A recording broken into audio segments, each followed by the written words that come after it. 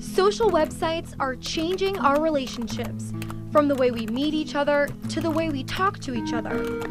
For someone like Kelly Gale, that's a good thing. Somehow we were the first two people we were the first ones that we each contacted each other, and it just kind of sparked as it was. She met her fiance online. I thought, to be honest, I thought I was going to find a lot of creeps. But she found love instead. When we met up, it just was love at first sight, and we met, and it just went really well from there.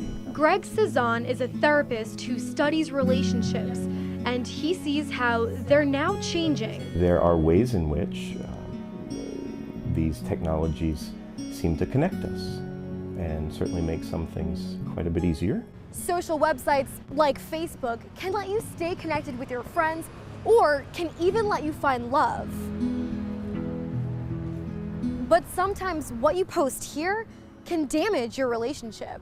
Homewrecker.com. That's what Shane Nichols calls Facebook, since it ruined his relationship.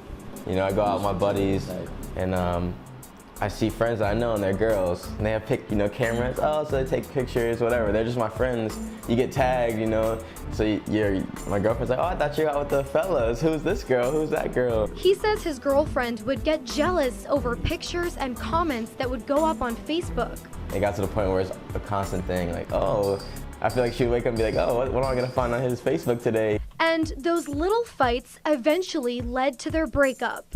Cammie Weston is a guidance counselor, so she sees all the drama that comes out of Facebook. Somebody misinterprets something that's said on the internet or posted on their Facebook, and then other people jump on and make comments, and it blows up into this big, conflict that they come into school and suddenly someone's all alone and doesn't have friends that are talking to her. What happens when we create an identity, quote, online in a virtual way, in a very disembodied way, where, particularly as children, we don't have well-formed identities yet. Cezanne says social sites can be used as a tool, but not a substitute for relationships. And that's something that Kelly understands. I was mature enough that, I'm old enough to know what's right and what's wrong. And she was able to use social media to stay in touch with her fiance. We talk on the phone every single night, but sometimes that can get kind of old when you just hear the person's voice. It's actually nice to actually see their face. Her fiance lives in upstate New York, while she's here in the Valley.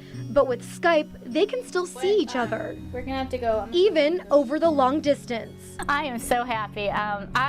Like I said, I'm very particular of who I want to date, and I was not gonna just settle for anyone. And I feel like God's definitely brought me a guy that has been very worthy, and I'm very blessed to have met him. Social media may have its downside if you're not careful, but for Kelly, she found her love story, and it all started online. I miss you, and I love you, and I hope to see you soon. In Harrisonburg, Litsa Pappas, whsv News 3.